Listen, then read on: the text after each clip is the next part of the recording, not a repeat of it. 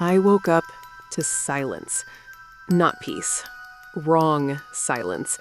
The kind a city of 2 million people should never, ever make. No traffic, no sirens, no dogs barking down the street. Nothing.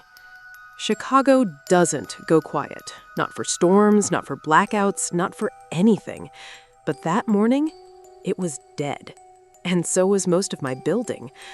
I just didn't know it yet. My name is Ryan Calloway. I'm a cellular network engineer. I maintain the towers that keep the city connected. So when I checked my phone and saw zero signal, I didn't panic. I knew exactly what no signal meant. Every tower in a 12-mile radius had gone dark, all at once. That doesn't happen by accident. I went to the window, and that's when I saw my neighbor Greg walking straight into a wall. Greg Harmon, apartment 4C, retired firefighter, big guy, always said good morning. He was standing in the middle of Oak Street in his pajamas, barefoot on the cold pavement, head tilted, wrong angle, like a snapped branch that hadn't fallen yet. He walked into the brick wall of the laundromat across the street, hit it, stepped back, hit it again. His hands never came up to stop himself, not once. And his neck? The right side of his neck. I'm not going to describe what I saw. I closed the blinds, grabbed my bag, and started thinking fast.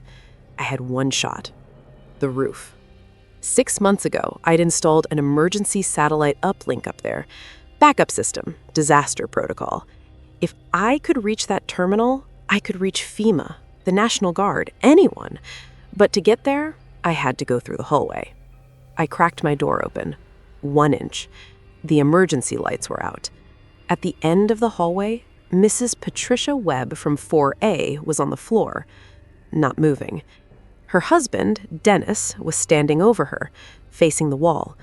That sound coming from him, low, wet, like gargling with something thick. I pressed my back against the wall and moved, 1 step at a time. He never turned. I reached the stairwell door, pushed it open, and heard every floor above me. The same sound, everywhere, getting louder. I went anyway. What choice did I have? Here's what nobody tells you about survival. It's not courage, it's just math. Stay, you die slowly. Move, you might die fast. Fast is better. I kept moving. The rooftop was empty. Cold November air, gray sky, Lake Michigan visible in the distance. The satellite terminal sat in the far corner, solar-powered, still running. I almost laughed.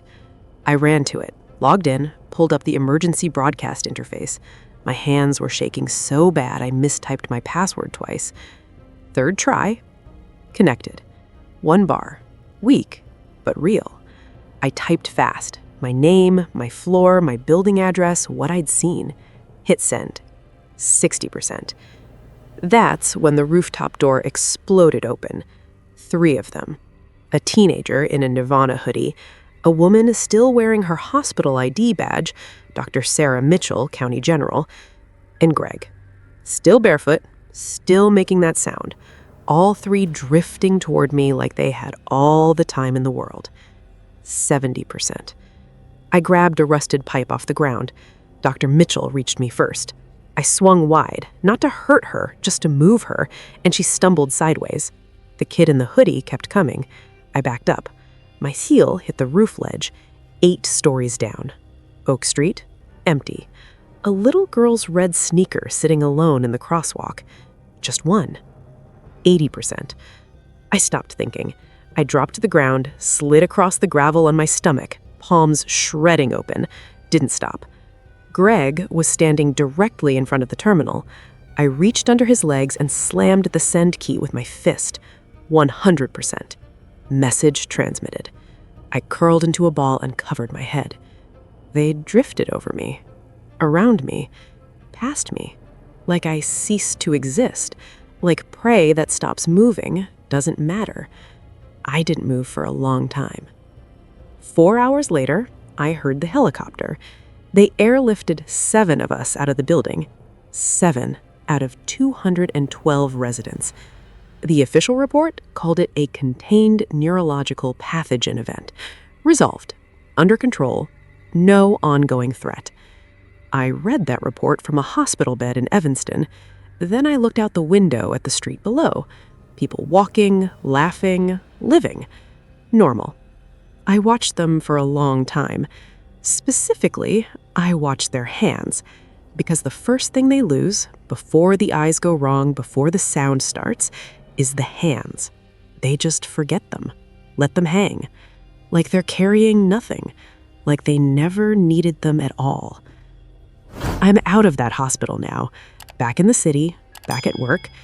Every morning I ride the elevator with strangers, and every morning I do the same thing. I look at their hands.